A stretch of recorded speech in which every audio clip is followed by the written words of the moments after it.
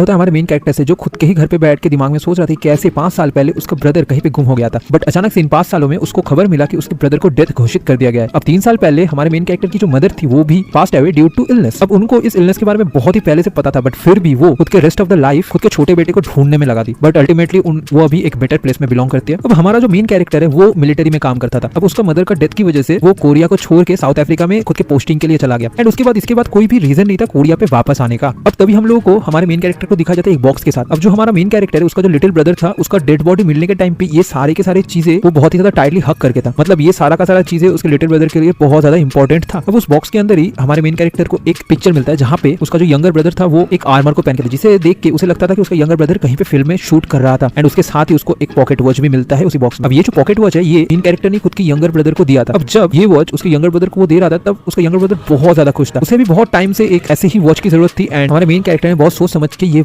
जो वॉच है ये उसको खरीद के दिया। अब इस टाइम पे वो खुद की कॉलेज के एंट्रेंस एग्जाम के लिए तैयारी कर रहा था, कुछ ही दिनों में वो खुद का जो घर है उसको लीव करके खुद कॉलेज के लिए जाने वाला था, इसीलिए ये गिफ्ट उसने खुद के यंगर ब्रदर को दिया था। अब तभी हमारा मेन कैरेक्टर उस वॉच को थोड़ा बहुत इधर उधर खोल के देखने लगता है। थोड़ा बहुत देखने के बाद अचानक से वो देखता है कि ये वॉच बिल्कुल सही है, बट जब उसने खुद के यंगर ब्रदर को इस वॉच को गिफ्ट में दिया था तब सम रीजन ये वॉच ठीक से काम नहीं कर रहा था। अब जब हमारा मेन कैरेक्टर उस वॉच को खोलता है तभी अचानक से उसके सराउंडिंग में एक आदमी का वॉइस आने लगता है। हमारा मेन कैरेक्टर उस वॉइस को सुन के पहचान लेता है ये उसका यंगर ब्रदर का वॉइस है। अब ये वॉइस स्टार्ट करता है एक जर्नल को जो हमारे मेन कैरेक्टर के ब्रदर ने हमारे मेन कैरेक्टर के लिए रिकॉर्ड करके गया था इस वॉच के अंदर। अब ये सुन के हमारा मेन कैरेक्टर बहुत ज्यादा हैरान हो जाता है, ये सब कुछ सुन के वो भी सोचने लगता है क्या वो हेलुसिनेट कर रहा है यहाँ पे। तभी हम लोग को सुनाई देता है कि उसका जो यंगर ब्रदर है यहाँ पे उसका 5 साल पहले गुम होने के बाद का हर एक सिचुएशन यहाँ पे डिस्क्राइब किया गया है। अब यहाँ पे सबसे पहले वो खुद के ओल्डर ब्रदर से माफी मांगता है, एंड बाकी सारा का सारा चीजें डिस्क्राइब करता है कि कैसे वो 5 साल पहले गुम होता है। अब ये सब कुछ का शुरुआत हुआ था अक्टूबर 9, 2013 पे। अब उसको एक बहुत ही स्ट्रेंज टाइप का मैसेज खुद के मोबाइल पे शो हुआ था। अब जो यंगर ब्रदर है वो इस मैसेज को देख के इसे एक स्पैम मैसेज की तरह लेने लगा, बट जब वो इस मैसेज को थोड़ा सा ध्यान से पढ़ा तो उसे कुछ इंटरेस्टिंग सा चीजें के थ्रू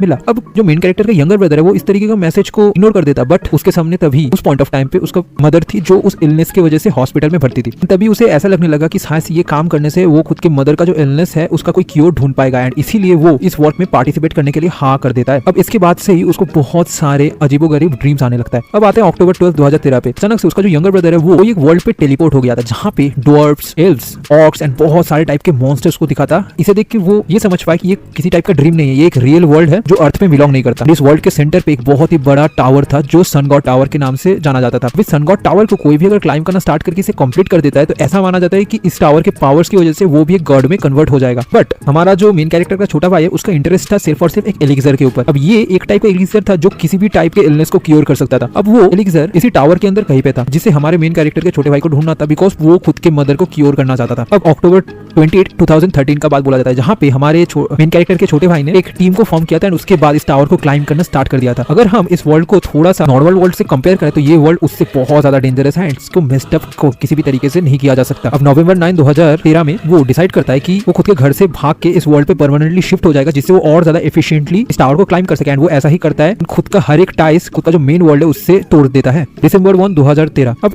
उसने जो ग्रुप का गैदर किया था उस ग्रुप को नाम दिया था आर्टिया। ये आर्टिया हर एक साइड से one of the best adventure group था। अब ऐसे ही करते करते डेट के साथ ये जर्नल चलते रहता है, एंड हमारे मेन कैरेक्टर को पूरे के पूरे जर्नल का पिक्चर्स दिखाई देता है। वहाँ पे ये भी डिस्क्राइब किया गया था कि कैसे एक दूसरे ग्रुप के साथ इस आर्टिया ग्रुप का वर्ड छिन गया था, इसकी वजह से बहुत सारे आर्टिया मेंबर्स मरे गए थे। इसी टाइम पे हमारे मेन कैरेक्टर का जो यंगर ब्रदर है उसको एक लेडी से प्यार हो गया था, बट इस वॉर की वजह से वो बहुत ज्यादा परेशानी में रहने लगा। तभी उनके ग्रुप के अंदर ये कॉन्फ्लिक्ट तैयार हो गया कि ग्रुप में कोई ना कोई ऐसा मेंबर भी था जो दूसरे ग्रुप का स्पाई था, जो इस ग्रुप का इन्फॉर्मेशन दूसरे ग्रुप में लीक कर रहा था। इसी वजह से ग्रुप के अंदर ही जितने सारे मेंबर्स थे उनके अंदर ही कॉन्फ्लिक्ट चालू हो गया। इसी टाइम पे अचानक से एक दिन जिस लड़की से उसने प्यार कर बैठा था वही लड़की उसको धोखा देके चला गया, जिसकी वजह से वो बहुत ज्यादा डिप्रेशन में चला गया, एंड उसके बाद स्टार्ट हुआ एक बहुत ही बड़ा वॉर। इस वॉर पे हमारे मेन कैरेक्टर के छोटे भाई के साथ कोई भी खड़ा नहीं था, सब कोई उसके अगेंस्ट में थे, एंड उसके ग्रुप मेंबर्स ने उसको बिट्रे कर दिया। अब इसी टाइम पे हमारा जो यंगर ब्रदर है वो उस एलिक्सर को हासिल करने में कामयाब हो जाता है, बट एक दिन अचानक से बहुत सारे ऐसे ही प्लेयर्स इस वर्ल्ड के हमारे यंगर ब्रदर को घेर लेता है। अब यहाँ पे उस एलिक्सर को भेजने का भी कोई तरीका हमारे मेन कैरेक्टर के यंगर ब्रदर्स के पास नहीं था। तभी वो खुद के दिमाग में सोचने लगती है कैसे इस वर्ल्ड पे सिर्फ एक ही आदमी है जिसके ऊपर वो अभी भरोसा कर सकता है, वो है हमारा मेन कैरेक्टर। तभी वो इन सारे के सारे एनिमीज के साथ लड़ाई करने लग जाता है, बट अल्टीमेटली उनके मैन पावर के सामने वो भी हार मान जाता है, एंड यहीं पे उसका डेथ होता है। बट इस वॉर में भी उसने इस एलिक्सर को कहीं ना कहीं पे छुपा दिया था, एंड वो खुद के ब्रदर को रिक्वेस्ट करता है अगर उसे ये जर्नल मिले तो इसे पढ़ने के बाद वो प्लीज इस एलिक्सर को ढूंढने जाए उस वर्ल्ड पे, जिसके बाद वो इस एलिक्सर के हेल्प से उनके मदर को क्योर कर पाए। अब अचानक से ये जर्नल खत्म होने के बाद हमारे मेन कैरेक्टर को बहुत ज्यादा अजीब फीलिंग आने लगता है, उसकी बॉडी के अंदर बहुत सारा मैना जाने लगता है। वो तभी सोचता है कि क्या ये वही पावर है जो अदर वर्ल्ड के पर्सन्स को मिलता था वर्ल्ड के जाने के टाइम पे। तभी वो खुद के ब्रदर के बारे में सोचने लग जाती है कैसे उसको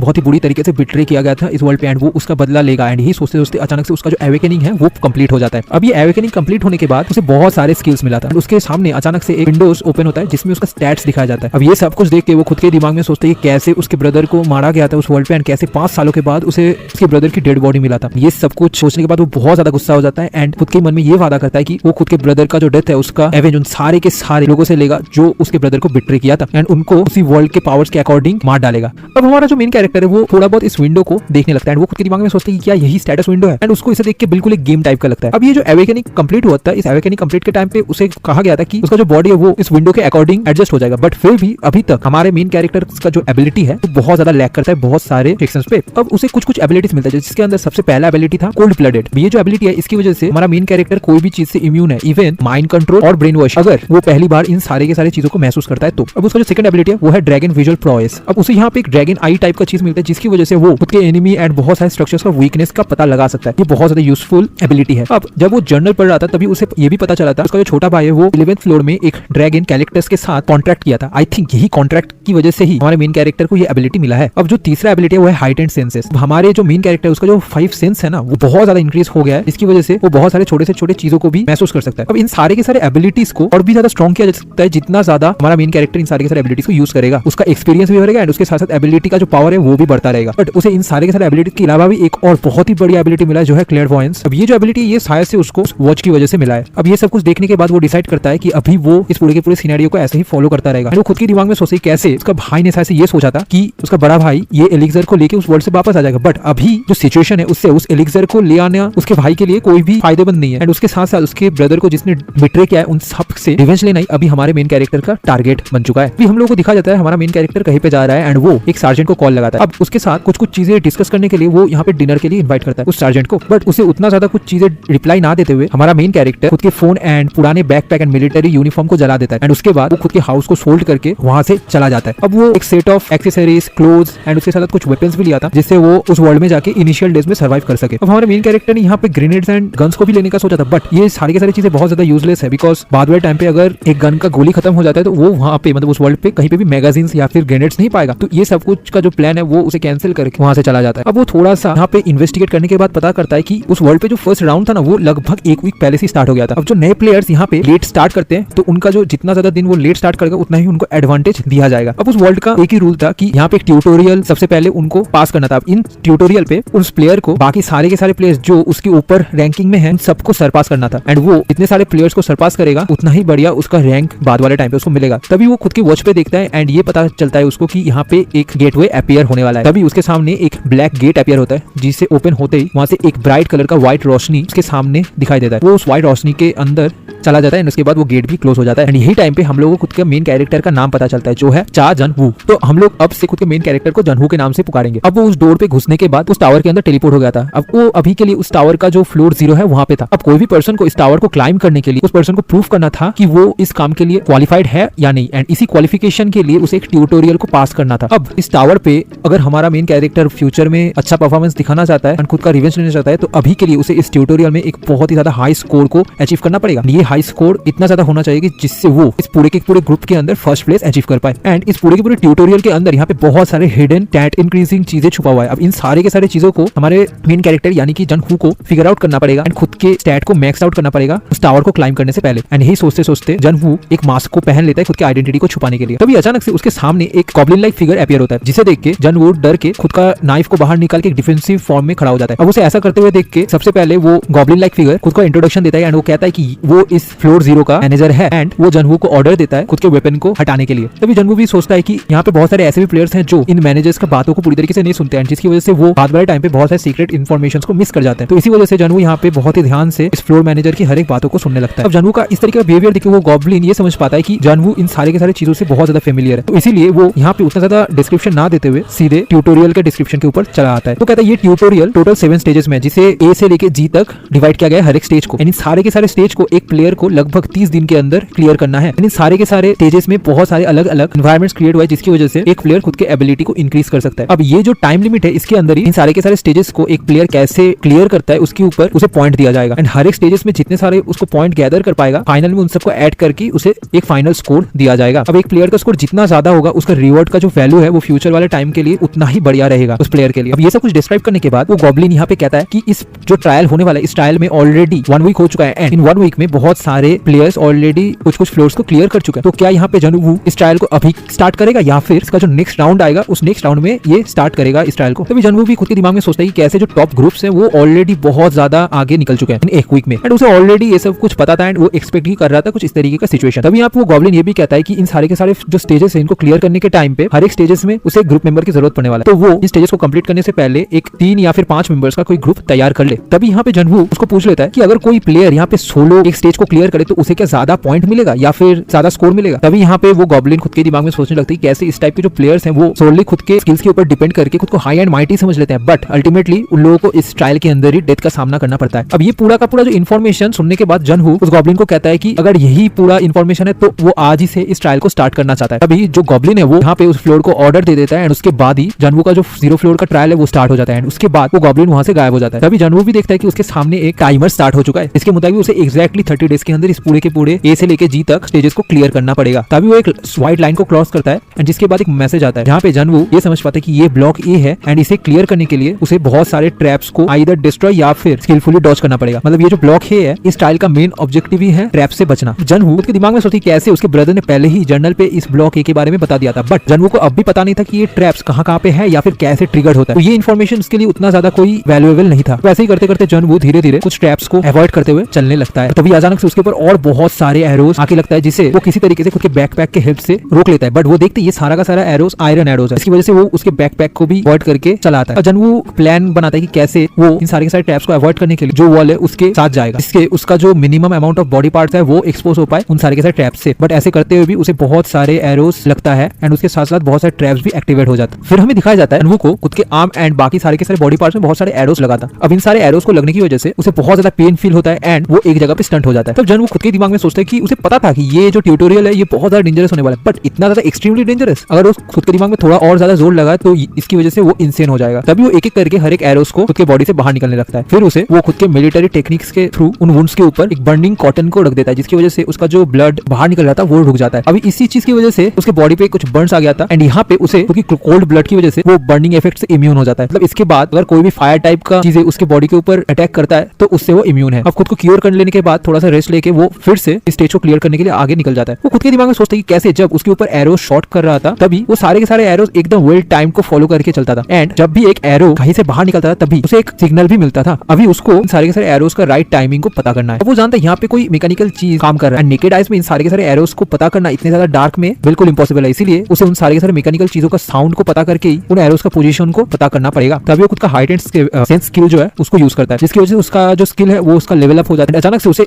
खुद के ऊपर से एक साउंड सुनाई देता है, जिसकी वजह से उसे पता चल जाता है कि वो एरो कहाँ से लॉन्च होने वाला है। अभी वो खुद के डैगर को खुद के ऊपर थ्रो करता है, जिसकी वजह से वो डैगर रूफ में लगता है एंड वो पूरा का पूरा जो मैकेनिज्म है एरोस का वो टूट जाता है एंड वो अभी से इन सारे के सारे ट्रैप्स को ढूंढ सकता है उसके हाइट एंड सेंस की वजह से। अब वो बहुत ही ज्यादा स्किलफुल इन सारे के सारे एरोस को डॉज कर रहा है। अब यहाँ पे इन सबको डॉज करने के टाइम उसे पता चलता है कि यहाँ पे 3 टाइप्स के एरोस हैं। इन 3 टाइप्स के एरोस को डिफरेंट वे पे डॉज करने की वजह से उसका जो स्टैट्स है वो भी बहुत ज्यादा इंक्रीज हो रहा है। सबसे पहला है ब्लू एरो, जिसे साइडली डॉज करने की वजह से उसका जो एजिलिटी है वो बढ़ता है। फिर आता है रेड एरो, जिसे डॉज करने की वजह से उसको स्ट्रेंथ इंक्रीज होता है। थर्ड है येलो एरो, जिस एरो को उसे खुद के बॉडी के ऊपर लगने देना है, जिसकी वजह से उसका जो स्टैमिना है वो इंक्रीज होता है। इन येलो एरोस को लगने देने की वजह से उसे थोड़ा बहुत तकलीफ होता है, जिसकी वजह से उसके मुंह से ब्लड निकलता है, बट फिर भी वो इस पैटर्न को फॉलो करता है, जिसकी वजह से उसका जो स्टैट्स है वो सिग्निफिकेंटली इंक्रीज होता है। अब इन सारे के सारे एरोस को डॉज करने की वजह से उसे हर एक स्टैट्स तो इंक्रीज हो रहा था। यहाँ पे उसका एक स्टैट था जो कोई भी एरोस के हेल्प से इंक्रीज नहीं हुआ, वो है उसका एमपी एंड उसे पता करना था कि कैसे वो खुद का एमपी को इंक्रीज कर सकता है। तभी हमें दिखाया जाता है फ्लोर 0 का मैनेजर यानी कि वही गॉब्लिन को, जो हर एक प्लेयर्स के ऊपर नजर रखे हुए था, बट इन सारे के सारे प्लेयर्स के अंदर उसे जनवूक के अंदर ही सबसे ज्यादा इंटरेस्ट था। वो हमेशा जनवूक को ही देख रहा था अभी एंड जितना टाइम सरपास हो रहा था उतना ही वो जनवूक के स्किल से इंप्रेस था एंड वही खुद के दिमाग में सोचते कैसे जनवूक अगर इसी तरीके से इन सारे के सारे फ्लोर्स को कंप्लीट करता रहा तो वो इन सारे के सारे प्लेयर्स को सरपास कर जाएगा। इवन यहाँ पे अगर इस तरीके का स्किल्स वो दिखाने लगा तो ये देखने में बहुत ज्यादा इंप्रेसिव होगा रेदर देन स्टेज ई का प्लेयर्स को देखने का एंड वो यहाँ पे जनवूक को देख के बहुत ज्यादा इंप्रेस था। अब ऐसे ही करते करते जनवूक का जो फ्लोर ए है उसे वो कंप्लीट कर लेता है। सिर्फ और सिर्फ उसे इस फ्लोर ए का बॉस फाइट को करना है, जिसके बाद वो फ्लोर बी पे जा पाएगा। अब इन सबको क्लियर करने की वजह से उसका हर एक स्टैट्स बहुत ज्यादा इंक्रीज हो गया है एंड वो भी भी खुद के दिमाग में सोचता है कि एक दिन में इतना ज्यादा स्टैट इंक्रीज होना बहुत ही बढ़िया है, बट उसका जो एमपी है उसे लेके उसे थोड़ा सा परेशानी है। सिर्फ यही नहीं, उसका जो physical power and mental power and बाकी सारे के सारे फिजिकल स्टैट्स बहुत ज्यादा इंक्रीज हो गए, जिसकी वजह से वो खुद के बॉडी को और भी ज्यादा लाइट फील करने लगा है। तभी वो उसके सामने वाले डोर को ओपन करता है। डोर को ओपन करते ही उसका जितने सारा इंजरीज था वो सब कुछ हील होने लगता है। तभी उसे ये पता चलता है कि ये जो एरिया ये प्लेयर्स का स्टैमिना एंड जो इंजरीज है उसको हील करना एंड रिप्लेनिश करने का काम करता है। मतलब ये एक सेफ जोन टाइप का है, यहाँ पे प्लेयर्स रेस्ट ले सकते हैं। वहाँ पे घुसते ही अचानक से जानवू बेहोश हो जाता है। जब उसका नींद खुलता है तभी वो खुद के सामने एक आदमी को खड़ा हुआ देखता है। उसे भी समझ में नहीं आता ये आदमी कहाँ से आया, बिकॉज उसका जो हाइट एंड स्किल है उसे वो यूज करने के बावजूद इस आदमी का जो प्रेजेंस है वो महसूस नहीं कर पाया वो। एंड इस चीज को सोच के वो ये कंक्लूजन में आता है कि ये जो आदमी ये एक मर्चेंट है। अब जानवू को देख के मर्चेंट ये कहने लगता है कि यहाँ पे वो बहुत ज्यादा रिलीफ फील कर रहा है, बिकॉज जानवू को इन सारे के सारे चीजों के ऊपर एंड वो कौन है इसके ऊपर नॉलेज है। तभी वो खुद का इंट्रोडक्शन देता है एंड वो कहता है कि वो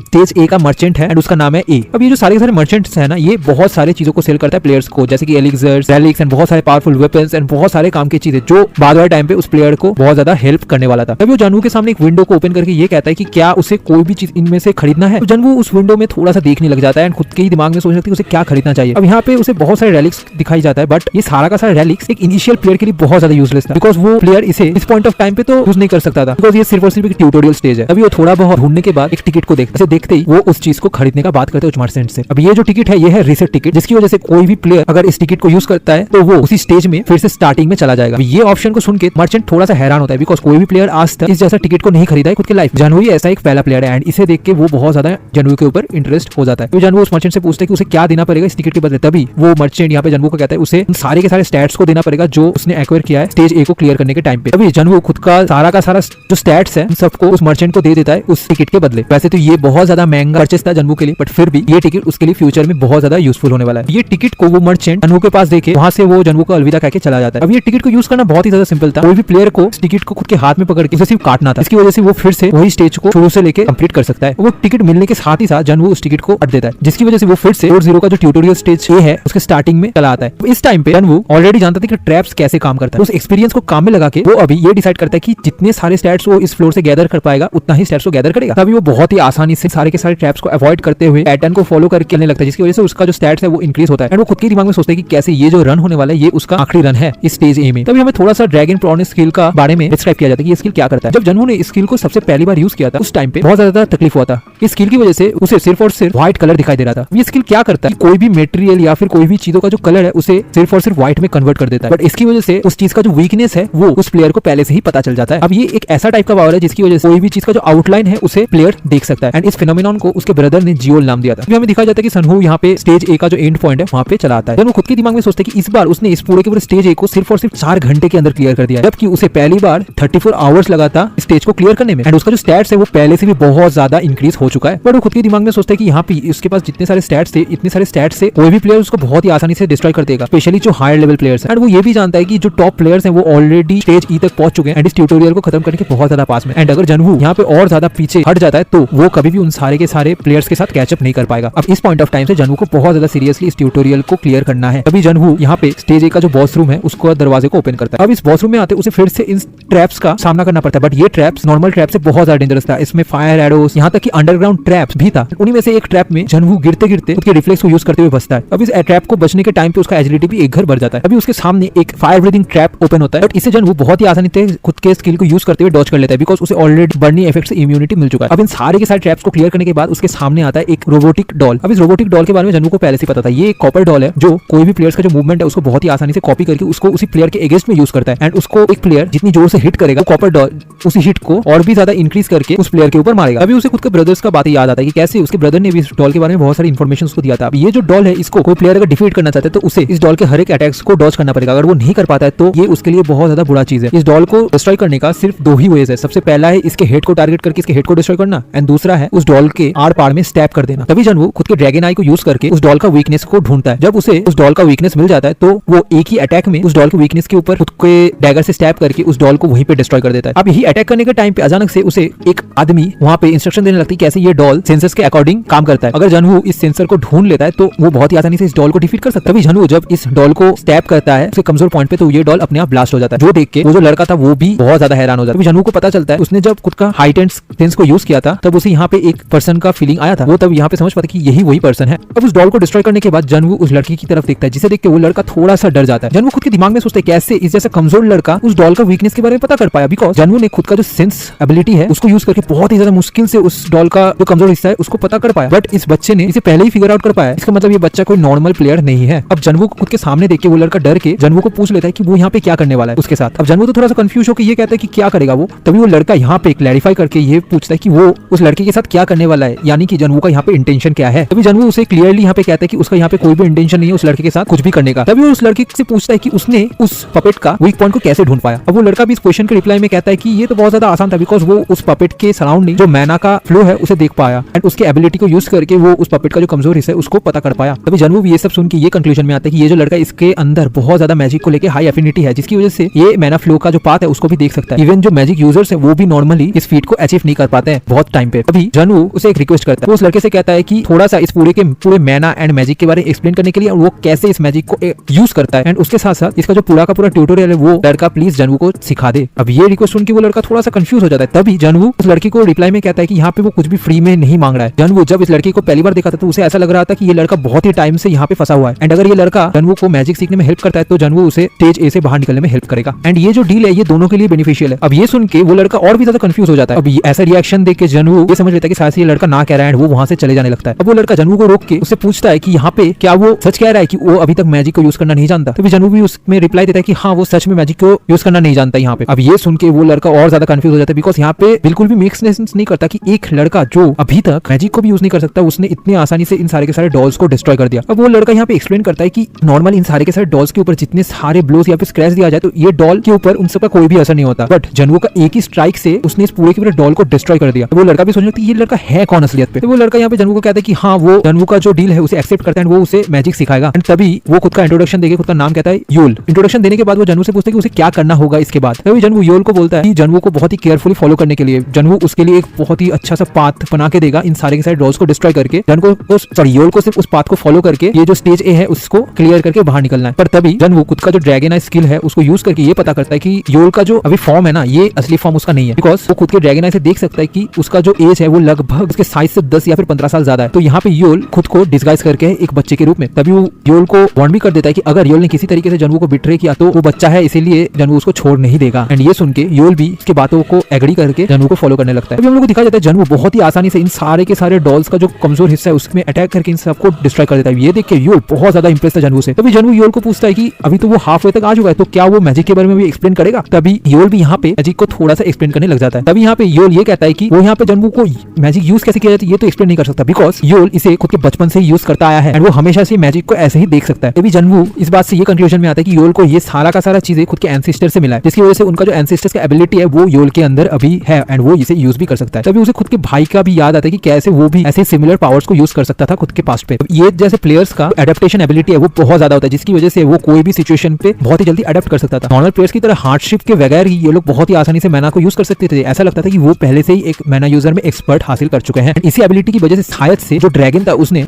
जनवू का जो भाई है उसके साथ एक कॉन्ट्रैक्ट किया था एंड इसी वजह से वो इतना ज्यादा पावरफुल था इस वर्ल्ड पे एंड इन सारे के सारे यूजर्स को एक तरीके से जीनियस कहा जाता है। अब जनवू इन जैसे जीनियस के अंदर नहीं पड़ता है बट उसके पास भी बहुत सारे ऐसे ही इनहेरिटेड पावर्स हैं एंड स्किल्स भी है। तभी यहाँ पे योल मैजिक को एक्सप्लेन करते हैं कैसे एक मैजिक फ्लो एक रिवर के टाइप का है। जब कोई यूजर मैजिक को यूज करता है तो एकदम एक रिवर का जो फ्लो होता है वैसे ही वो मैजिक को भी फ्लो कर सकता है एंड जो मैजिक यूजर है वो खुद के मैजिक को जो पावर है उसको रिजर्व करके रखता है खुद के ही अंदर। अभी ऐसे ही बात करते करते वो लोग स्टेज ए का जो बॉस रूम एंडिंग है वहाँ पे चले आते हैं। अब वहाँ पे आते ही जनवू को बहुत सारे रिवॉर्ड्स मिलता है। सबसे पहले इस पूरे फ्लोर को कंप्लीट करने की वजह से उसको कारमा मिलता है। अब ये जो कारमा है ये एक टाइप का पॉइंट है एंड जो प्लेयर जितना ज्यादा कारमा को अचीव करेगा एक फ्लोर को क्लियर करते हुए वो उतना ज्यादा फैसिलिटीज एंड चीजें खरीद पाएगा सेफ जोन के अंदर। अब जनवू ने इस पूरे फ्लोर को अकेले ही क्लियर किया था इसी वजह से उसको यहाँ पे बहुत सारा एडिशनल बोनस भी मिलता है एंड कुल मिला के टोटल 800 कारमा पॉइंट्स उसको मिलता है एंड कारमा पॉइंट के बेसिस में ही एक प्लेयर का जो फाइनल मार्क है वो आने वाला है एंड उसका रैंकिंग दिया जाता है। तभी यहाँ पे जनवू भी सोचने लगता है कि इतना सारा कारमा पॉइंट्स उसने सिर्फ और सिर्फ एक ही फ्लोर को क्लियर करके अचीव कर लिया बट इसके बारे में अगर दूसरे प्लेयर्स को पता पता चला तो वो इसके ऊपर बहुत ज्यादा फर्स्ट क्रिएट कर सकते हैं, इसीलिए वो इस बात को सीक्रेट रखता है। वो खुद के दिमाग में ये भी सोचता है कि कैसे उसे और भी ज्यादा ऐसे ही कारमा पॉइंट्स को कलेक्ट करना पड़ेगा, बिकॉज इतने से उसका काम नहीं बनने वाला। तभी वो उस डोर को ओपन करता है एंड ब्लॉक बी पे एंटर हो जाता है, जहाँ पे हम लोग को दिखाई देता है कि बहुत सारे प्लेयर्स ऑलरेडी ब्लॉक बी पे हैं। तभी यहाँ पे कुछ लोग जनवू को देख के बहुत ज्यादा कंफ्यूज थे, बिकॉज वो एक मार्क्स पहना हुआ था एंड वो अभी अभी ब्लॉक ए को कंप्लीट करके वहां से बाहर निकला है। बट ये जो ट्यूटोरियल ये एक हफ्ते पहले ही स्टार्ट हो गया था, तो इतने दिनों से जनवू कहाँ पे था वो लोग भी सोच में पड़ जाते हैं। तभी हमें योल को दिखाया जाता है, जनवू उसे अंदर आने के लिए पूछता है। तभी योल जब अंदर आता है तो खुद के दिमाग में सोचते हैं कि उसने फाइनली स्टेज ए को क्लियर कर दिया है। तभी योल जब खुद के साइड में देखता है तो उसे कुछ फेमिलियर चेहरे नजर में आता है। वो सारे के सारे आदमी यहाँ पे योल को देख के थोड़ा सा परेशान फील कर रहे थे, बट योल यहाँ पे उनको देख के बहुत ज्यादा गुस्सा था। अब जनवू इस तरीके का रिएक्शन देख के योल को पूछ रहे थे क्या वो जो ग्रुप है ये क्या उसके टीममेट्स थे। तभी यहाँ पे योल गुस्से से जनवू को रिप्लाई देता है कि हाँ वो पहले उसका टीममेट्स थे, बट अभी उनके साथ योल का कोई भी रिलेशन नहीं है। तभी योल जनवू को पूछता है कि कहाँ पे वो एक्सप्लेनेशन में था। अभी जनवू उसे कहता है कि उसने माना फ्लो के बारे में भी बता रहा था। तो ऐसे करते करते योल जनवू को माना के बारे में उसका जितना नॉलेज है वो सब कुछ बता देता है एंड वो ये भी कहता है कि वो जनवू को ये तो नहीं पता सकती कि उसने कैसे मैजिक को यूज कर पाया है, बिकॉज वो मैजिक से बहुत पहले से वाकिफ है, बट उसने जितना सारा इन्फॉर्मेशन इतने दिनों में गैदर करा था वो सब कुछ उसने जनवू को बता दिया। ये सब कुछ इन्फॉर्मेशन लेने के बाद जनवू यहाँ पे योल से गुड बाय कह के चले जाने लगता है एंड योल भी यहाँ पे जनवू को गुड बाय कहता है। बट तभी योल को पीछे से कोई पुकारता है। ये चैप्टर स्टार्ट होता है एक आदमी के साथ जो कुछ लोगों को खुद की ग्रुप में रिक्रूटमेंट करने का कोशिश कर रहा था। वहाँ पे वो आदमी उन सबको कहता है कि जितने सारे लोग अभी यहाँ पे खड़े हुए हैं उन सबके अंदर बहुत ज्यादा पोटेंशियल है एंड वो लोग इस टावर का one of the best group के साथ ज्वाइन हो सकता है। वो यहाँ पे इस ग्रुप के साथ एक एग्जीक्यूटिव ग्रुप तैयार करना चाहता है। उनका जो ग्रुप का नाम है वो है अलंगडन। तभी वो आदमी उन सबको कहता है कि वो ब्लॉक बी का वेटिंग रूम पे उन सबके लिए वेट करेगा। अगर उनमें से कोई भी इंटरेस्टेड है इस ग्रुप में ज्वाइन करने के लिए तो वो वहाँ पे आके उनसे मिल सकता है। अब वो सारे के सारे लोग जब उस ग्रुप का नाम सुनते हैं तो बहुत ज्यादा एक्साइटेड हो जाते हैं। अब ये जो ग्रुप है अलंगडन ये इस टावर का one of the most strongest group है एंड एक फॉर्मिडेबल ग्रुप भी है जो बहुत ही जल्दी इस टावर को क्लियर कर रहा है इस टाइम पे। एंड ये लोग सोचते हैं कि अगर वो इस ग्रुप का एक मेंबर बन जाएंगे तो इनका जो वैल्यूबिलिटी है वो भी बहुत ज्यादा बढ़ जाएगा। तभी हम लोग को दिखाया जाता है सारे के सारे लोग फ्लोर ए का जो बॉस रूम है वहाँ पे उन सारे के सारे डॉल्स के साथ फाइट कर रहा था। अब इन सारे के सारे डॉल्स से वो लोग फाइट तो कर रहे थे बट ये डॉल्स इतने ज्यादा स्ट्रॉन्ग थे कि सबको इजीली वहाँ पे मार रहे थे। उनका जो सिचुएशन था वो बिल्कुल भी अच्छा नहीं था। वहाँ पे एक लड़का सोचता है कि ऐसे ही अगर चलता रहा तो उन लोगों का जो ये ट्यूटोरियल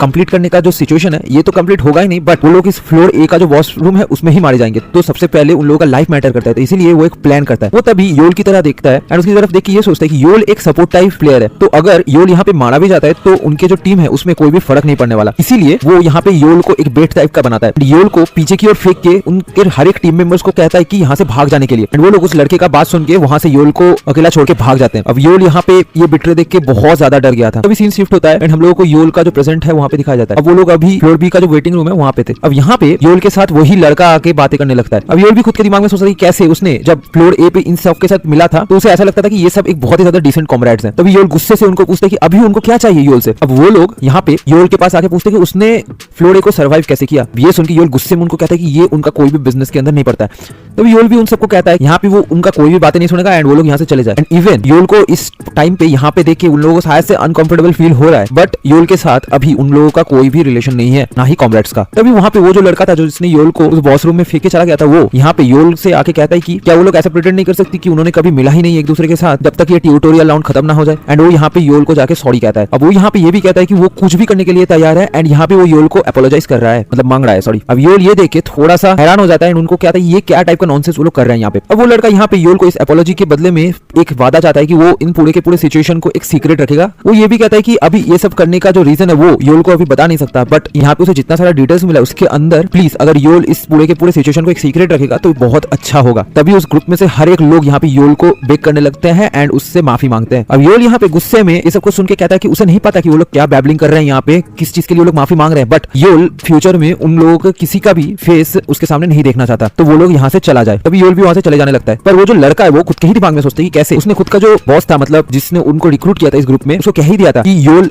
खुद को सैक्रिफाइस किया है फ्लोर ए का जो बॉस फाइट है उस रूम में। एंड अगर यहाँ पे योल खुद का मुंह खोल के किसी को भी इस सिचुएशन के बारे में बता देता है तो उस लड़के का जो अभी इस ग्रुप में पोजीशन है ना वो उसका बॉस उससे ले लेगा एंड वो बिल्कुल भी ये नहीं चाहता। अभी वो खुद के कॉमरेड्स के साथ थोड़ा सा साइड में बात करता है एंड खुद के दिमाग में सोचता है कि कैसे उसको फर्स्ट टाइम पे जब योल को छोड़ना पड़ा था तो वो बहुत ज्यादा हार्ड डिसीजन था, बट अभी के लिए अगर उसे फिर से योल को मारना पड़े तो ये उतना ज्यादा हार्ड डिसीजन नहीं होने वाला है। तभी वो योल के पीछे पीछे आने लगता है। वो खुद के शॉट को बाहर निकालते हुए ये सोचते हैं कि वो ऑलरेडी एक सेक्लूडेड एरिया पे है जहाँ पे कोई भी प्लेयर्स उनके ऊपर नजर नहीं रखा हुआ है, तो वो यहाँ पे एक बहुत ही बढ़िया सा काम करके योल को सीक्रेटली मार के वहां से चला जाएगा। वैसे भी उसका जो बॉस है जिसका नाम है बिल्ड, उसको भी योल का जो चेहरा है उसके बारे में नहीं पता, तो यहाँ पे इस लड़के को उतना ज्यादा कोई प्रॉब्लम नहीं होने वाला।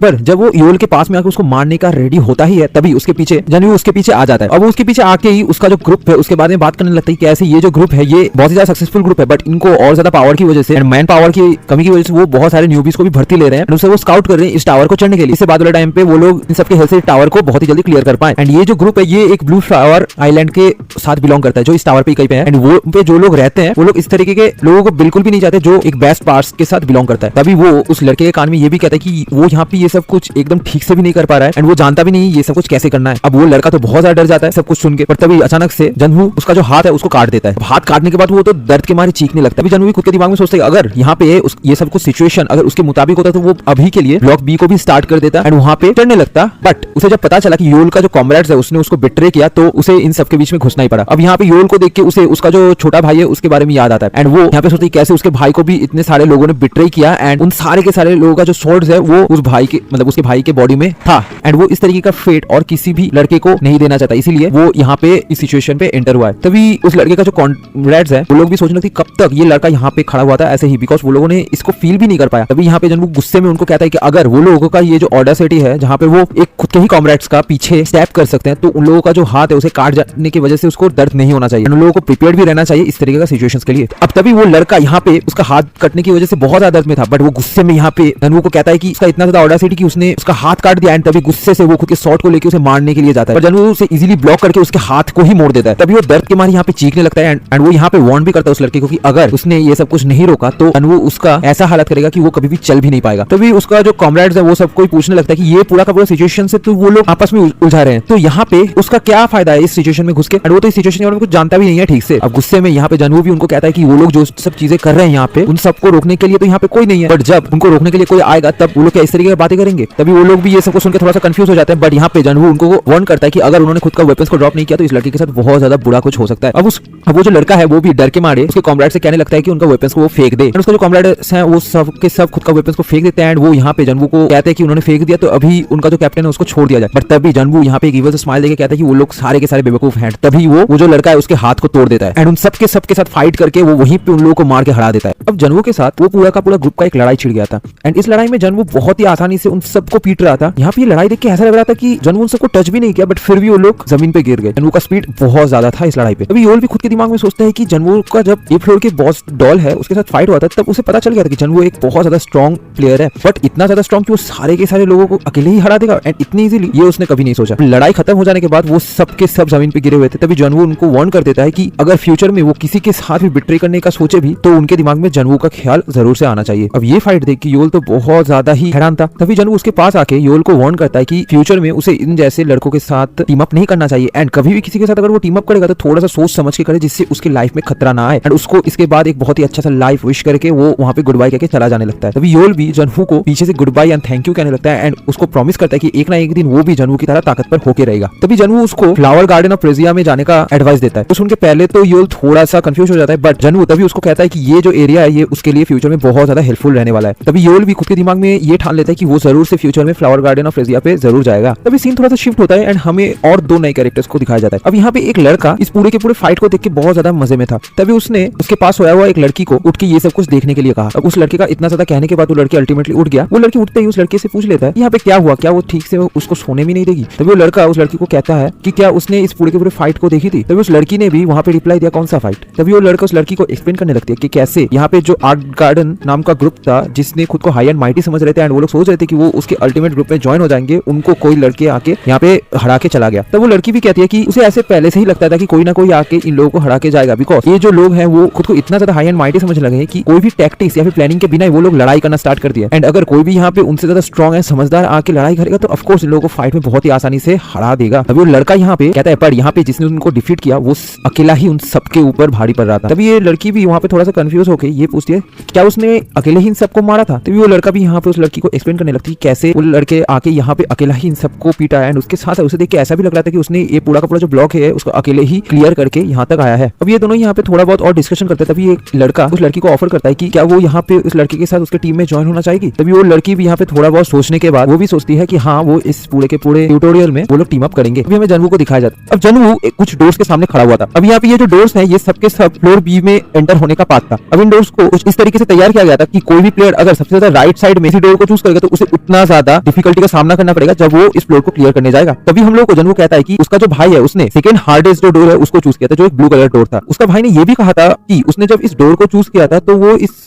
जो ब्लॉक बी है उसे थोड़ा सा इजीली क्लियर करना चाहता था, जिससे उसके कॉमरेड्स के साथ उसे इस फ्लोर को क्लियर करने में उतना ज्यादा कोई प्रॉब्लम ना आए, बिकॉज उनको फ्लोर ए को क्लियर करने में बहुत ज्यादा मुश्किल का सामना करना पड़ा था। पर कुछ टाइम बाद इस टावर में थोड़ा बहुत और इन्वेस्टिगेशन करने के बाद उसके भाई को ये पता चला कि उसने एक बहुत बड़ा गलत डिसीजन यहाँ पे लिया था उस टाइम पे, एंड वो उसका ये जो ब्लॉक फ्लोर बी को क्लियर करने वाला डिसीजन था उसे फ्यूचर में भी बहुत ज्यादा रिग्रेट होता था। अब इसका एक ही रीजन था, बिकॉज कोई भी प्लेयर यहाँ पे जिस कलर का डोर चूज करेगा उसे उतना ही अच्छा रिवॉर्ड मिलेगा इस फ्लोर को क्लियर करने के बाद। मतलब कोई अगर सबसे ज्यादा हार्डेस्ट डोर यानी कि राइट साइड वाला डोर को क्लियर करे तो उसको सबसे बढ़िया रिवॉर्ड मिलेगा इन सभी डोर में से। तभी जनवो यहाँ पे एक ब्लैक कलर के डोर को सिलेक्ट करता है। अब इस फ्लोर को क्लियर करने के बाद जनवो को एक बैथोरिस्ट वैम्पिरिक ड्रैगर को मिलेगा। ये ड्रैगर एक बहुत ज्यादा पावरफुल वेपन है। जब वो इस डोर के अंदर घुस के ब्लॉक बी के अंदर जाता है तब उसे दिखाई देता है कि बहुत बड़ा पॉन्ड उसके सामने था, एंड उसका टास्क था कि इस पूरे के पूरे पॉन्ड को उसे पार करना है। अब यहाँ पे इस पॉन्ड का थोड़ा सा हिस्ट्री दिखाई जाता है कि कैसे यहाँ पे एक बहुत ही बड़ा जायंट जिसका नाम है मिमिट, उसने खुद के हाथ से गलती से एक पॉट से कुछ वाटर्स को स्पिल कर देता है, एंड उसी वाटर की वजह से यहाँ पे इतना बड़ा एक पॉन्ड तैयार हो पाया। एंड ये जो पॉन्ड है ये इनहेबिटेबल है, मतलब यहाँ पे कोई भी जीव वास नहीं करता। तभी जनवो उस पॉन्ड के अंदर एक रॉक को फेंक के देखता है। हम लोग को दिखाया जाता है कि वो रॉक कुछ ही सेकंड्स के अंदर टूट के डिसॉल्व हो गया था। तो जनवो भी ये देख के खुद के दिमाग में सोचता है कि उसे ये पता था कि ये जो पूरा का पूरा पॉन्ड है इसका जो वाटर डेंसिटी इतना ज्यादा है कि कोई भी ह्यूमन एनिमल्स या फिर स्टोन्स नॉर्मल चीजें इसके अंदर से नहीं जा सकता, एंड कोई भी अगर कोशिश भी करेगा इसके अंदर से जाने का तो उनको ये वाटर प्रेशर को सहना पड़ेगा, एंड जिसकी वजह से उन लोगों का हड्डी यानी कि पूरा का पूरा जो बॉडी है वो सब कुछ डिस्ट्रॉय हो सकता है। तभी वो खुद का ड्रैगन आई को यूज करके यहाँ पे और कोई रास्ता को ढूंढने का कोशिश करता है, एंड उसे एक रास्ता मिल भी जाता है। तभी वो उस रूम का जो पास में एक दीवार है उस दीवार को टच करता है। टच करने के बाद ही वहाँ पे अचानक से एक नया पाथ आ जाता है। तभी जनवो भी इस पाथ को फॉलो करते हुए इसके नीचे जाने लगता है। तभी उसे ये भी मैसेज आता है कि उसने ऑलरेडी इस डंजन में एंटर कर चुका है। थोड़ी देर जाने के बाद जनवो को खुद की दीवार के सामने कुछ मॉस मिलता है। अब ये था व्हाइट मॉस। अब ये सारा का सारा जो व्हाइट मॉस है ये स्पिरिट ऑफ द मून को होल्ड करके रखता था, मतलब मून का जो पावर है उसको हार्वेस्ट करता था। अब कोई नॉर्मल आदमी मतलब ह्यूमन इस व्हाइट मॉस को अगर ऐसे ही कंज्यूम कर लेता तो उसे एक बहुत ही बुरा स्टोमक एक हो सकता था, एंड इस मॉस का टेस्ट भी उतना ज्यादा बढ़िया नहीं था। तभी जनवो हमको कहता है कि यहाँ पे ये जो ब्लैक वे है इसको अगर कोई भी प्लेयर खत्म करके आगे बढ़ना चाहता है तो यहाँ पे बहुत सारा वेज है, एंड उनमें से एक वे इस व्हाइट मॉस से रिलेटेड था। अब ये जो व्हाइट मॉस है ये एक मेडिकल ड्रग की तरह था जो मून के जो स्पिरिट पावर है उसको हार्वेस्ट करता था, एंड इसी वजह से यहाँ पे बहुत सारे ऐसे एनिमल्स जो इस गुफा के अंदर रहता था वो इस मॉस को एक परमानेंट फूड की तरह कंज्यूम करता था। अब ह्यूमन का जो डाइजेस्टिबल सिस्टम था वो इस मॉस को एक्सेप्ट नहीं करता था, इसी वजह से यहाँ पे नॉर्मली इसको कंज्यूम करने से कोई भी यहाँ पे जो मून स्पिरिट पावर है उसको हार्वेस्ट नहीं कर सकता, एंड सबसे ज्यादा बुरा यहाँ पे ये हो सकता था कि उस ह्यूमन को एक बहुत ही बुरा स्टमक एक होगा, एंड इसी वजह से यहाँ पे बहुत सारे प्लेयर्स ऐसे भी थे जो इस व्हाइट मॉस को यूज करना अवॉइड करना चाहते थे। अब उसका भाई बहुत ज्यादा फ्यूचर में एक वे को डिस्कवर किया था इस व्हाइट मॉस को डाइजेस्ट करने का। अब यहाँ पे जो सारे एनिमल्स इस व्हाइट मॉस को खाते थे वो लोग मून की पावर को हार्वेस्ट कर सकते थे, एंड जब भी कोई भी एनिमल इस मॉस को कंज्यूम करता था तो उसकी बॉडी से बहुत सारा हीट एनर्जी बाहर निकलता था, जिसकी वजह से वो लोग उस मून के पावर को हार्वेस्ट करते थे खुद के बॉडी पे, एंड यही हीट जो बाहर निकलता था वो एक तरीके से उन हर एक एनिमल्स के हार्ट में जाके स्टोर होता था, एक फायर एट्रीब्यूट की तरह काम करता था। एंड यहाँ पे जो व्हाइट मॉस का काम था वो था सिमिलर टू आइस एट्रीब्यूट, मतलब यहाँ पे व्हाइट मॉस इटसेल्फ अगर कोई एनिमल या फिर ह्यूमन कंज्यूम करे तो उसके बॉडी पे जो इफेक्ट होगा वो कुछ तरीके का आइस एट्रीब्यूट का होगा। अब इसी चीज को बैलेंस करने के लिए एंड इस व्हाइट मॉस को खाने के लिए कोई भी प्लेयर को यहाँ पे ऐसे ही एक फायर एट्रीब्यूट एनिमल के हार्ट के साथ साथ उस व्हाइट मॉस को एक साथ कंज्यूम करना पड़ेगा, जिसके बाद वो उस व्हाइट मॉस को डाइजेस्ट करके उसका जो पावर है उसको हार्नेस कर पाए। एंड अगर कोई यहाँ पे व्हाइट मॉस का जो पावर है उसको हार्वेस्ट कर लेते तो उसका जो बॉडी है उसके बॉडी का bone structures and muscle density सब कुछ बढ़ जाएगा, एंड उसका बॉडी पहले से बहुत ज्यादा स्ट्रॉन्ग हो जाएगा। तभी हम लोगों का मेन कैरेक्टर यानी कि जनवो यहाँ पे ये सब कुछ सोच ही रहा था, एंड हम लोग को दिखाया जाता है उसके पीछे बहुत ही बड़ा सेंटीपीड उसके पीछे घूम रहा था। अब उस सेंटीपीड को महसूस करते ही जनवो उसके ऊपर खुद के डैगर से अटैक कर देता है।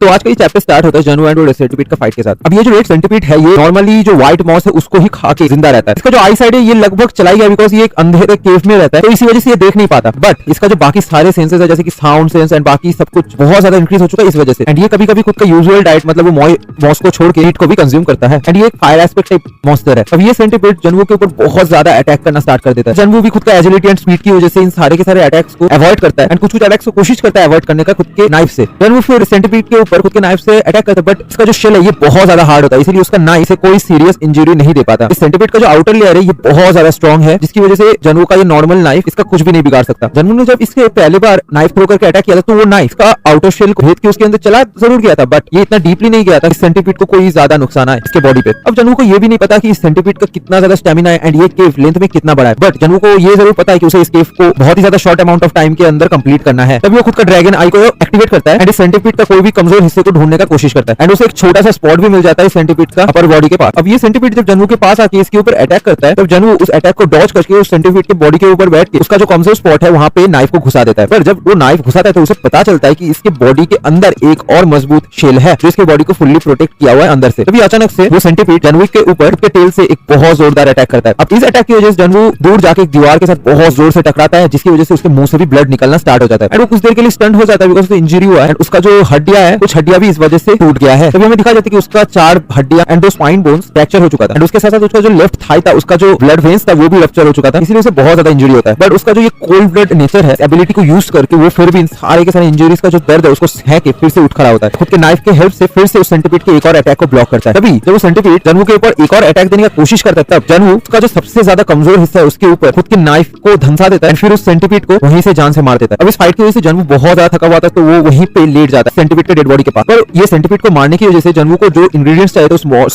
से मून पावर को एब्जॉर्व करने के लिए वो सारा का सारा इंग्रेडिएंट मिल जाता है। तभी वो कुछ मॉस को कलेक्ट करता है एंड उसे खा के फिर सेंटीपीड का जो हार्ट है उसे निकाल के उसे भी खा जाता है एंड तभी थोड़ा सा सीन शिफ्ट होता है एंड हमें वेटिंग रूम का एरिया दिखाया जाता है जहाँ पे वही जो ग्रुप लीडर था जिसने उन सारे के सारे न्यूबीज को खुद के ग्रुप में भर्ती किया था वो वहाँ पे आके उसके कॉमरेड्स का ये हालत देख के उनसे पूछने लगता है कि उन्होंने कैसे खुद का ऐसा हालत बना लिया इतनी जल्दी। वो खुद के दिमाग में सोचता है कि उसने जब इन लोगों को रिक्रूट किया था उसे लगता था कि ये लोग बहुत ही अच्छे सोल्जर्स हैं एंड बाद टाइम पे इनके ग्रुप को बहुत ज्यादा हेल्प करेंगे, बट ये लोग वैसे बिल्कुल भी नहीं। तभी वो खुद के दिमाग में सोचते कि कैसे ये जो आदमी है जिसने इन सबको पीटा था ये डायरेक्टली उसके ग्रुप को चैलेंज कर रहा है, मतलब वो उसके ग्रुप के पावर को एक्नॉलेज नहीं किया है यहाँ पे। तभी वो खुद के पास खड़े हुए लड़के से पूछता है कि उसने क्या कहा, ये जो लड़का इसने एक मास्क पहना हुआ था। तभी वो लड़का भी यहाँ पे खुद के कैप्टन को हाँ कहता है तो वो थोड़ा सा सोचने के बाद वहीं पे जाने लगता है एंड वो कहता है कि वो इस लड़के को जरूर से ढूंढ निकालेगा एंड इसे सबक सिखाएगा। हम लोग को जनवू को दिखाया जाता है जिसने उस रेड सेंटीपीड को मार के उसके हार्ट को बॉडी से निकाल के उसे कंज्यूम कर लिया था। अब व्हाइट मॉस एंड इस रेड सेंटीपीड हार्ट को कंज्यूम करने की वजह से उसके बॉडी पे कुछ एक्स्ट्रा बेनिफिट्स मिलता है। इसकी वजह से उसका जो ब्रोकन बोन्स है वो ठीक हो जाता है बट उनका जो ड्यूरेबिलिटी है वो और ज्यादा बढ़ जाता है एंड उसका जो मसल स्ट्रक्चर हो गया था वो सब कुछ ठीक हो जाता है एंड उसका बॉडी पहले से बहुत ज्यादा अच्छा कंडीशन में आ जाता है एंड बहुत ज्यादा स्ट्रॉन्ग भी हो जाता है। तभी हम लोग को दिखाया जाता है कि जनवू ने एक मॉन्स्टर को किल कर लिया, मतलब उसका मॉन्स्टर हंट काउंट जो है वो 1 हो जाता है। अभी एक और मैसेज आता है जहाँ पे उससे दिखाया जाता है कि उसने heart of fire and crystal forest का एक क्लू को हासिल कर लिया है। अब जनवू ये सब कुछ कंज्यूम करने के बाद थोड़ा सा वहाँ पे रेस्ट ले रहा है एंड खुद के दिमाग में सोचता है कि ऐसे ये heart of forest and crystal of fire जो है ये एक हिडन पीस है जिसकी वजह से उसका बॉडी का जो ड्यूरेबिलिटी एंड मसल ड्यूरेबिलिटी सब कुछ है वो बढ़ गया है एंड अगर वो बाकी सारे के सारे क्लूज को ऐसे ही करके ढूंढ लेता है तो उसका बॉडी और ज्यादा स्ट्रॉन्ग हो जाएगा। अब जनवू ने ऑलरेडी 1.5% तक क्वेस्ट को कंप्लीट कर लिया बट इतना तक कंप्लीट करने की वजह से उसका जो बॉडी का रिकवरी रेट है मतलब फैटिक से एंड इंजरी से वो बहुत ज्यादा बढ़ चुका है एंड वो बहुत जल्दी अभी रिकवर भी हो सकता है कोई भी डेडली इंजरी से। अब जनवू ने जब फ्लोर ए का बॉस रूम को क्लियर किया था तो वहाँ पे उसे बहुत सारा एक्सपीरियंस पॉइंट्स मिला था बट ब्लॉक बी पे आके उसने सिर्फ और सिर्फ एक सेंटीपीड को ही मार के उससे ज्यादा एक्सपीरियंस गैदर कर लिया यहाँ से। तो खुद के दिमाग में सोचता है कैसे उसका जो एमपी है वो बहुत ज्यादा लो है बट यहाँ पे कोई भी ऐसा चीज ऐसे नहीं है जिससे उसका एमपी इंक्रीज हो पाए। अभी के लिए एमपी इतना ज्यादा लो रहने के बावजूद उसके पास जो स्किल्स है एंड एक्सपीरियंस है उससे वो अभी के लिए काम चला ले सकता है बट बाद वाले टाइम पे जब उसे बहुत ज्यादा मेहनत को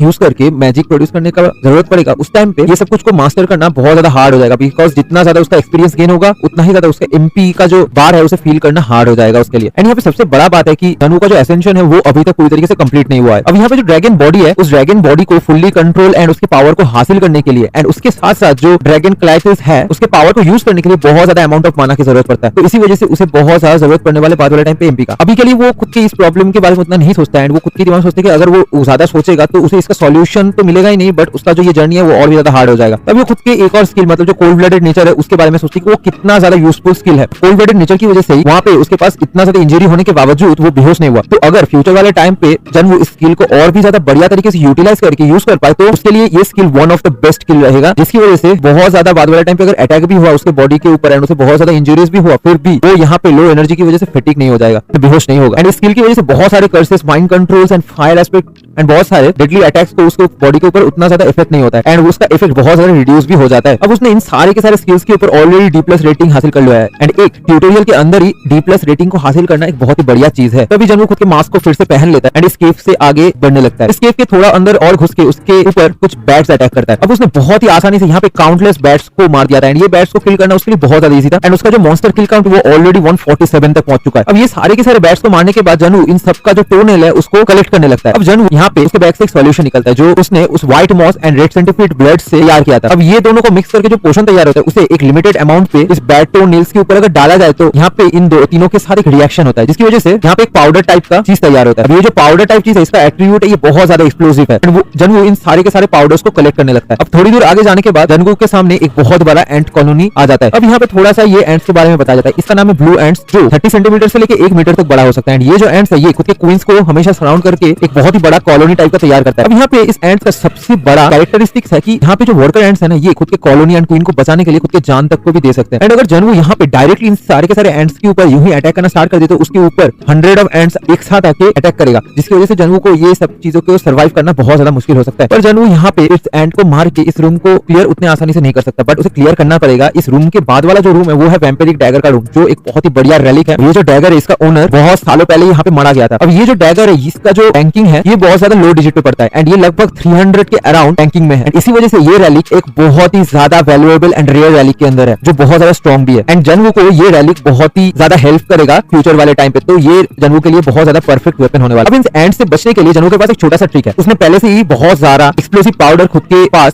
कलेक्ट करके रख लिया था। अब जनवू उन सारे के सारे पाउडर्स को एंड्स के कॉलोनी के अंदर फेंक देता है। वैसे करके फेंकने की वजह से ये सारा का सारा पाउडर्स इन सारे के सारे एंड्स के आसपास में बिखर जाता है। फिर जनवू खुद के पॉकेट से एक लाइटर निकाल के उसको जला के उस पाउडर की तरफ फेंक देता है एंड जब वो फायर उस पाउडर में जाके लगता है तो बहुत बड़ा धमाका होता है। अब इस धमाके की वजह से 217 ब्लू एंड्स वहीं पे मारे गए थे, 88 ब्लू एंड्स तब भी इंजर्ड थे। अब जनवू फिर यहाँ पे बाकी बचे हुए एंड्स को मारते मारते आगे निकलने जाता है। यहाँ पे 217 नंबर बहुत ज्यादा आप लोगों को लग रहा होगा, बट ये नंबर उतना भी ज्यादा नहीं है, बिकॉज यहाँ पे जितने सारे एंड्स मारे गए थे उसके अंदर बहुत सारे ऐसे भी थे जो न्यू बॉर्न बेबीज थे एंड बहुत सारे ऐसे भी थे जो अभी तक एक से निकले भी नहीं थे। अभी तक बहुत सारे एडल्ट्स बचा हुआ था जिसको जनवू को मारना था। अभी जनवू थोड़ा सा और आगे जाता है तो वहाँ पे एक बहुत बड़ा एंड का कॉलोनी रहता है। वहाँ पे बहुत ज्यादा अमाउंट ऑफ एंड जनवू के सामने था। अभी अचानक से जनवू के ऊपर जो क्वीन एंड है वो अटैक कर देता है एंड ये जो बी फ्लोर है इसका जो बॉस फाइट है ये स्टार्ट हो जाता है। अब जनवू के सामने बहुत ज्यादा खतरा था, बिकॉज ये जो फ्लोर है इसका जो बॉस है वो उसके सामने अपीयर हो गया था। अब ये जो क्वीन एंट है ये बहुत ज्यादा स्पीड से जनवू के ऊपर अटैक कर रहा था। इन सारे के सारे अटैक्स को डॉज भी कर रहा था, बट खुद के दिमाग में सोचता है यहाँ पे कि ये जो बॉस रूम है एंट्स का, यहाँ पे कहीं ना कहीं पे एक सीक्रेट डोरवे रहेगा जिसकी वजह से वो यहाँ से बाहर निकल पाए। तभी जनवू को नोटिस पड़ता है कि इस एंट के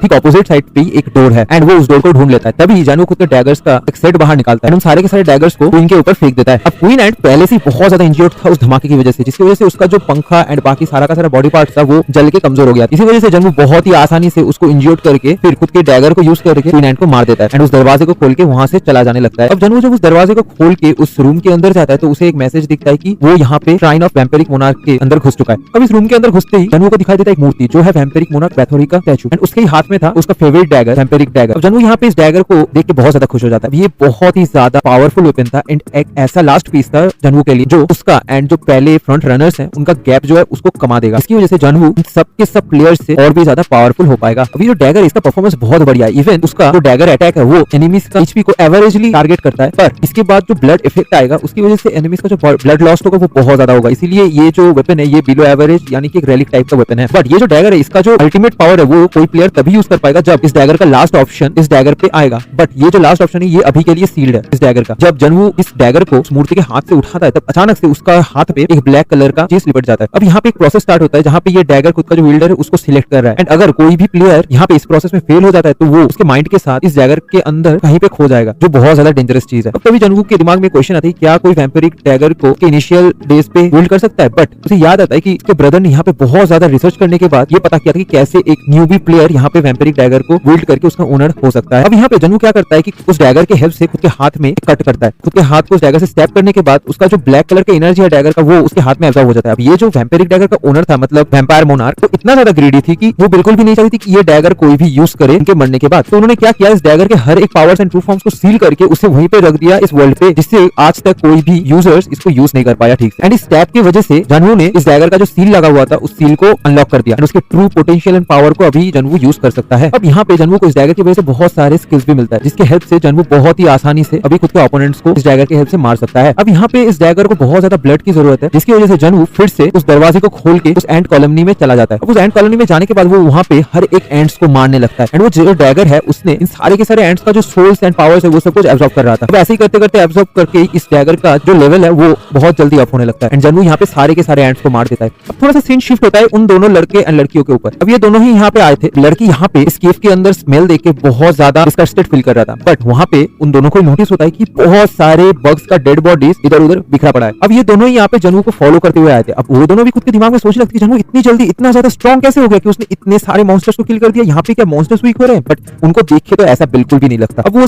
दोनों ही ये सब कुछ नजारा देखते देखते आगे बढ़ रहे थे, तभी उनको दिखाई देता है कुछ ऐसे एंड बॉडीज जिसके अंदर से पूरा का पूरा जो उनका एनर्जी है वो सब कुछ ड्रेन हो चुका है। अब उस लड़के को ये सब कुछ देख के ये समझ में आता है कि यहाँ पे शायद से कोई ऐसा आर्टिफैक्ट है जो यहाँ पे हिडन पीस की तरह है। एंड वो तभी जनवू के बारे में सोचते हैं कैसे उसने अकेले ही ब्लॉक ए को खत्म कर दिया था। एंड उसके साथ साथ यहाँ पे ब्लॉक बी में उसको एक आर्टिफैक्ट भी मिल चुका है ऑलरेडी। तभी वो लड़का भी खुद के दिमाग में सोचता है कैसे अगर जनवू इसी तरीके से प्रोग्रेस करता रहा तो उसका जो रूमर्स है वो बहुत जल्दी हर एक लोगों के अंदर फैलने लगेगा। एंड ट्यूटोरियल जो खत्म होगा तब बहुत सारे क्लैंस ऐसे होंगे जो उसको रिक्रूट करने के लिए वहां पे इंटरेस्टेड होंगे। तभी वो लोग एक साइड पे देखते हैं जहाँ पे एक बहुत बड़ा ग्रुप ऑफ साइंटिफिक्स एंड कोई चीज के भाग रहा था, जो देखे वो दोनों ही थोड़ा सा हैरान हो जाते हैं। तो आज का ये चैप्टर स्टार्ट होता है जनवू के साथ जिसने एक ब्राउन कलर सैलामेंडर को मार गिराया था। अब ऐसे ही मॉन्स्टर मारते मारते उसका जो किल काउंट है मतलब मॉन्स्टर किल काउंट वो बढ़ के 1000 तक पहुंच जाता है। अब 1000 तक किल काउंट पहुंचने के बाद उसका जो रिक्वायरमेंट्स चाहिए था इस क्वेस्ट को पूरा करने के लिए वो सब कुछ उसके पास आ चुका है। एंड उसने हर एक पीस को गैदर कर लिया है उसके heart of fire and crest of forest के लिए। तभी उसके बॉडी में एक प्रोसेस स्टार्ट होता है जहाँ पे heart of fire and crest of forest खुद का एक प्लेस ढूंढ रहा है। एंड ये प्रोसेस खत्म होने के बाद वो एक नया बॉडी को एक्वायर करता है एंड इसी वजह से उसका जो स्टैट्स है वो ड्रास्टिकली बढ़ता है। अब उसका जो पैथोरियन डैगर है वो मॉन्स्टर का जो सोल स्पिरिट है वो सब कुछ एब्जॉर्ब कर लेता है। इसी वजह से उसका जो स्किल्स है वो भी ड्रास्टिकली यहाँ पे इंक्रीज हुआ है। इनिशियली जब उसने ये टावर को चढ़ना स्टार्ट किया था तब से लेके अभी तक उसका स्किल का जो ड्रास्टिकली चेंज है वो इमेजिनेबल है। एंड उसके पास अभी एक रीइंफोर्स्ड एनाटॉमी नेचर भी आ चुका है जो उसके बॉडी को और भी ज्यादा टफ करता है एंड उसके बॉडी के ऊपर जो फिटिक आता है वो बहुत ज्यादा कम कर देता है। एंड सबसे ज्यादा स्पेशल चीज है कि यहाँ पे एक सेल्फ हीलिंग एबिलिटी भी उसके पास है जिसकी वजह से उसका जो बॉडी में इंजरीज होता है उसका अमाउंट भी बहुत ज्यादा कम जाता है। एंड बहुत ज्यादा मुसीबत के टाइम इस इंजरी की वजह से जो हार्मफुल इफेक्ट होता है बॉडी पे उसका जो इफेक्ट है वो भी बहुत ज्यादा कमा देता है एबिलिटी की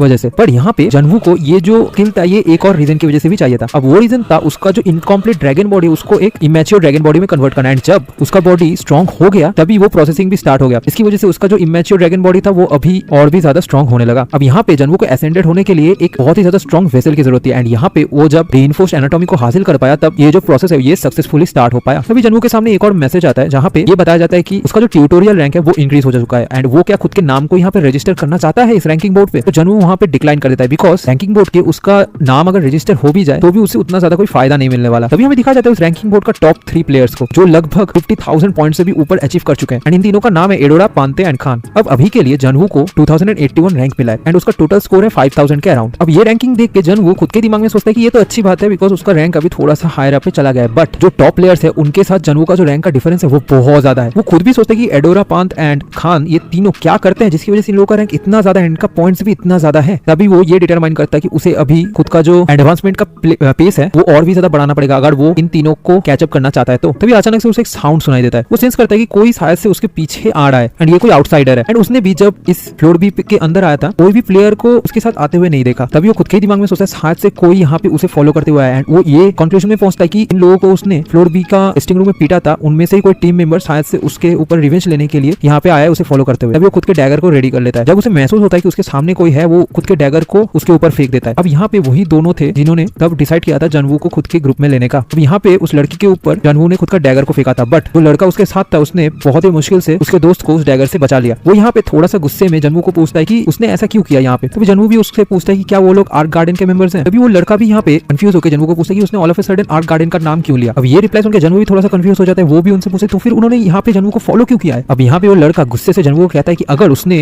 जनवू को यहाँ पे फॉलो भी किया है बट यहाँ पे क्या जनवू ने उनके ऊपर डैगर फेंक के सही काम किया है। अब जनवू भी उन लोगों को कहता है गुस्से से कि यहाँ पे वो लोग अगर जनवू को ट्रैकिंग करते हुए आए हैं एंड यहाँ पे जनवू को पता भी नहीं है उनके बारे में तो यहाँ पे तो जनवू को सबसे पहला ख्याल यही आएगा कि वो लोग कोई इल इंटेंशन से ही जनवू को फॉलो कर रहे हैं। अब ये सुन के वो दोनों ही थोड़ा सा शांत हो जाते हैं एंड जनवू को सॉरी कहते हुए थोड़ा बहुत पूरे सिचुएशन को एक्सप्लेन करने लगते हैं। तभी जनवू भी यहाँ पे शांत होकर उनसे रीजन पूछते हैं कि क्यों वो लोग जनवू को फॉलो कर रहे हैं। तभी वो लड़का यहाँ पे जनवू को कहता है कि वो जनवू को खुद के टीम में लेना चाहता है एंड उसे खुद का कॉमरेड बनाना चाहता है। अब ये दोनों लड़का एंड लड़की एक दूसरे के साथ फिर थोड़ा सा झगड़ने लगते हैं। अब ऐसे करके झगड़ने की वजह से जनवू उन दोनों को इग्नोर करके वहां से चले जाने लगता है। बट तभी अचानक से वो लड़की यहाँ पे जनवू को रोक के ये कहता है कि इसने अभी तक उसका इस क्वेश्चन का रिप्लाई नहीं दिया। तभी जनवू भी उसे रिप्लाई में कहता है कि नहीं वो यहाँ पे ज्वाइन नहीं करेगा। तभी यहाँ पे जनवू भी कहता है कि वो दोनों यहाँ पे क्यों जनवू को खुद का पार्टनर बनाना चाहते हैं ये उसे बिल्कुल भी समझ में नहीं आया एंड उसके पास कोई ऐसा एबिलिटी भी नहीं है जिसका फायदा वो बाद वाले टाइम पे ले पाए। तो यहाँ पे उन दोनों को उसे कॉमरेड बनाने से कोई भी फायदा नहीं होगा। अब यहाँ पे वो लड़का थोड़ा सा कंफ्यूजन में आके जनवू को पूछते है क्या उसे पता नहीं है वो यहाँ पे किससे बात कर रहा है। अब जनवू तो नहीं जानता ये दोनों कौन है, वो तो इस टावर पे नया नया आया है। तभी वो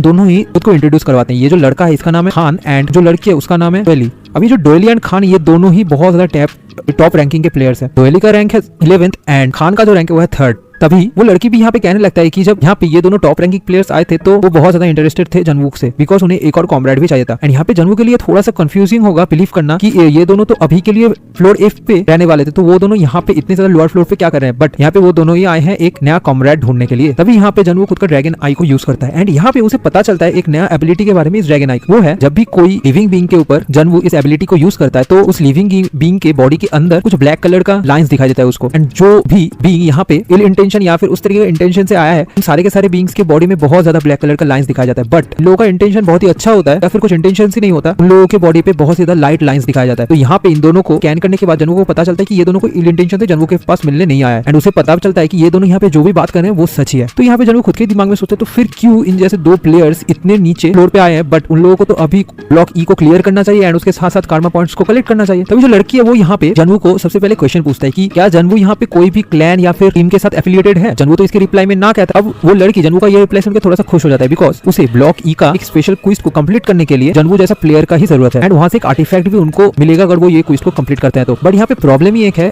अगर वो लोग ये क्विज को कंप्लीट करना चाहते तो उसे 3 या फिर 4 लोगों का एक पार्टी की जरूरत पड़ने वाला है। जनवू भी पूछ रहे थे कि फिर उन दोनों ने ब्लॉक ई से ही कोई प्लेयर को क्यों चूज नहीं किया, तो इतने नीचे क्यों आए हैं। अभी वो दोनों भी यहाँ पे रिप्लाई करते हैं कि ब्लॉक ई का जितने सारे प्लेयर थे वो सब के सब अभी कोई ना कोई ग्रुप या फिर टीम के साथ एफिलिएटेड है, जिसकी वजह से वो लोग उस प्लेयर को खुद के टीम में ज्वाइन नहीं करवा सकते। तभी जनवू भी थोड़ा सा यहाँ पे क्लैरिफाई करने के लिए उन दोनों से फिर से पूछते हैं क्या वो लोग ब्लॉक ई का एक क्विज को क्लियर करने के लिए एक प्लेयर को कुछ ढूंढ रहे हैं एंड उसी वजह से वो इतने नीचे आए हैं एक प्लेयर को ढूंढने के लिए एंड उसे यहाँ पे जनवू मिला एंड वो अभी जनवू को के टीम में रिक्रूट करना चाहते हैं। तो वो ये क्वेश्चन सुन के जो लड़की है वो यहाँ पे जनवू को हाँ कहता है रिप्लाई में। अब जनवू को यहाँ पे पता था कि वो दोनों कौन से रैली को कलेक्ट करना चाहते हैं। उस रैली का नाम है हार्गेन्स क्राउन। अब पास्ट में हमारे मेन कैरेक्टर का जो ब्रदर था उसने भी इसी रैली को ढूंढ के निकाला था गलती से। टीम को भी यहाँ पे कोइंसिडेंटली इस रैली के जो बॉस है उसका सामना करना पड़ा था। अब यहाँ पे जो बॉस है उसका नाम है हार्गेन, जो एक लिजर्ड टाइप मॉन्स्टर है एंड ये बहुत ज्यादा इल टेम्पर्ड मॉन्स्टर है, जिसकी वजह से इसे डील करना बहुत ज्यादा मुश्किल है। बट यहाँ पे जो रैलिक मिलेगा उससे कोई भी प्लेयर को एक बहुत ही अच्छा सा एबिलिटी मिलेगा जिससे वो खुद के कॉमरेड्स या फिर खुद के टीममेट्स को बहुत ही आसानी से ऑर्डर दे पाए, वो बहुत ही आसानी से एक आर्मी को क्रिएट कर सकता है। बट ये जो चीज है इसका जनवू को कोई भी जरूरत नहीं है एंड उससे भी ऊपर उसे जब खुद के भाई का याद आता है तो उसे याद आता है कि कैसे उसके भाई को उसके ही टीममेट्स ने बिट्रे किया था एंड ये जो टावर है इसके अंदर जितने सारे लोग हैं वो सबके सब खुद के मतलब से ही इस टावर पे आए हैं। तो यहाँ पे हर एक प्लेयर्स को खुद का बैक हमेशा देखना पड़ेगा खुद के लिए एंड अगर वो सर्वाइव करना चाहते हैं यहाँ पे तो। एंड इन जैसे वायलेंट जंगल टाइप एरियाज में ऑफ कोर्स कोई भी कमरेड या फिर पार्टी का जरूरत हमारे एमसी को नहीं है एंड अगर उस जनवू को कोई भी पार्टी मेंबर्स का जरूरत पड़ा भी तो वो एक और 2 बंदे को ही खुद के पार्टी में रिक्रूट करेगा या फिर ज्वाइन होगा जिससे उसके ऊपर कम खतरा बना रहे। अब वो लड़की भी यहाँ पे जनवू को कहता है कि जनवू को ये पूरा का पूरा काम करने के लिए जो रिवॉर्ड मिलेगा वो